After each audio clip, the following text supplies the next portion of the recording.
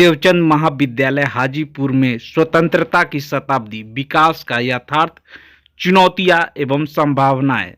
संदर्भ विकसित भारत @2047।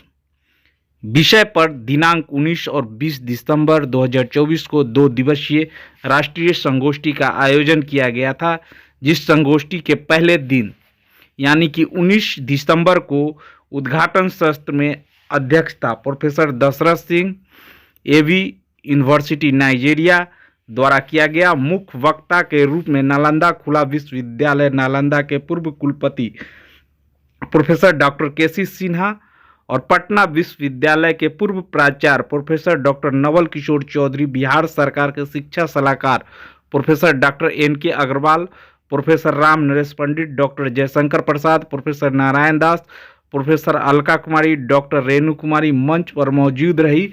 उसके बाद यहाँ कार्यक्रम की शुरुआत की गई, दीप प्रज्वलित भी किया गया और इस कार्यक्रम की शुभारंभ की गई। उसके बाद यहाँ टेक्निकल सेक्शन चला। टेक्निकल सेक्शन में सभी विद्वानों ने किस तरीके से हम 2047 तक हमारा भारत विकसित हो, इसकी परिकल्पना पर अपनी अपनी व्याख्यान रखे। और वहाँ पे आप देख पाएंगे कि किस तरीके से लोग एकाग्रचित होकर के यहाँ पे विद्वानों को सुना और देश को अग्रसर बढ़ाने की तरफ अपनी सोच को आगे किया।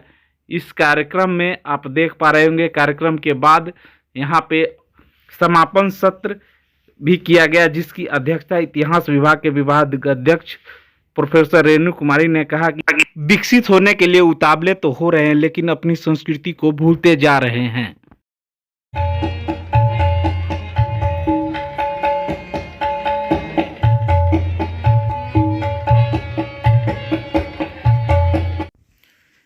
युवा वर्ग पर ध्यान देने की आवश्यकता पर बल दिया। डॉक्टर नवल किशोर पूर्व अध्यक्ष बूटा ने कहा कि देश ने विकास तो किया है, लेकिन इसमें और विकास किए जाने की आवश्यकता है। डॉक्टर उदय कुमार रसायन विभाग अध्यक्ष जमनीलाल कॉलेज ने समानता पर बल दिया और कहा कि सरकार को इस पर ध्यान देने की आवश्यकता है। वहीं महाविद्यालय के प्राचार्य ने समाज में समानता के साथ विकास को रेखांकित किया। संगोष्ठी का प्रतिवेदन संयोजक डॉक्टर आलोक कुमार सिंह ने प्रस्तुत किया। धन्यवाद ज्ञापन प्रोफेसर आतिक रब्बानी ने किया। कार्यक्रम के अंत में इस संगोष्ठी में सम्मिलित हुए सभी सहभागियों को प्रमाण पत्र देकर के इस कार्यक्रम की समाप्ति की गई। 2 दिवसीय जो संगोष्ठी हुई है, राष्ट्रीय संगोष्ठी, उसको थोड़ा ब्रीफ करेंगे कि किस तरीके से सफल रहा या क्या कुछ रहा, इसमें पूरा ब्रीफ कर दें। 2 दिवसीय राष्ट्रीय संगोष्ठी के उद्घाटन सत्र में विभिन्न विषयों के विद्वानों ने अपना भाग लिया।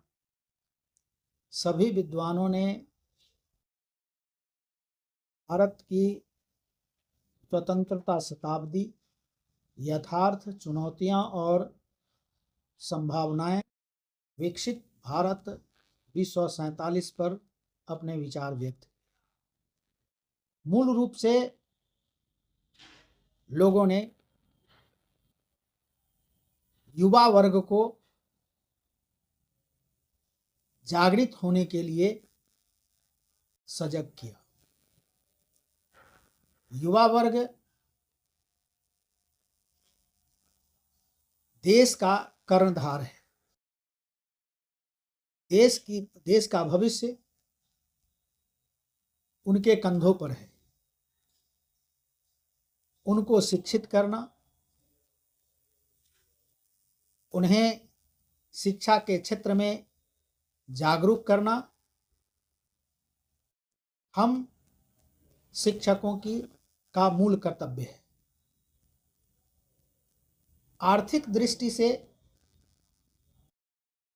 देश को विकास के पथ पर ले जाना होगा। विकसित देशों की अपेक्षा भारत के प्रति व्यक्ति विकास दर कम है। पर कैपिटा आमदनी अन्य विकसित देशों की तुलना में भारत की कम है। जब तक हम प्रति व्यक्ति आय की वृद्धि नहीं करेंगे तब तक हम विकसित देशों की श्रेणी में नहीं आ सकते। लेकिन यह बहुत बड़ी चुनौती है, क्योंकि देश में राजनीतिक अस्थिरता धीरे धीरे पनप रही है। एक दूसरे में द्वेष और ईर्ष्या की भावना घर कर गई है। क्षेत्रीय दल हो या राष्ट्रीय दल हो, सभी अपनी डफली, अपना राग आलाप रहे हैं। देश के विकास में जो सहयोग करना चाहिए वह नहीं हो रहा है। हम नागरिकों को, हम देशवासियों को पूरी निष्ठा से, पूरी तत्परता से, पूरी सजगता से राष्ट्र के प्रति समर्पित होना होगा। चाहे वह किसान हो, मजदूर हो, शिक्षक हो, व्यापारी हो, सबका सहयोग मनोयोग से जब तक नहीं होगा तब तक हम विकास की श्रेणी में, विकसित देशों की श्रेणी में हम खड़ा नहीं हो सकते। हम नागरिकों का यह कर्तव्य है कि अपना जनप्रतिनिधि मतदान के माध्यम से ऐसा चुने जो देश के विकास के बारे में सोचे, देश के बारे में सोचे, सिर्फ अपने ही बारे में नहीं, बल्कि समाज का विकास कैसे होगा, समाज के बच्चे कैसे विकसित होंगे, इसके बारे में जो सोचे उसी को हमें बहुमूल्य मतदान देकर विधानसभा या राज्यसभा में भेजना होगा। ये अवधारणा जब तक नागरिकों में नहीं आएगी, मतदाताओं में नहीं आएगी, तब तक हम शिक्षा के क्षेत्र में विकसित नहीं हो सकते। समाज जो जातियों में बटा हुआ है, धर्म में बटा हुआ है, उसको जोड़ने के लिए निर्निमेष भाव से हमें आगे आना होगा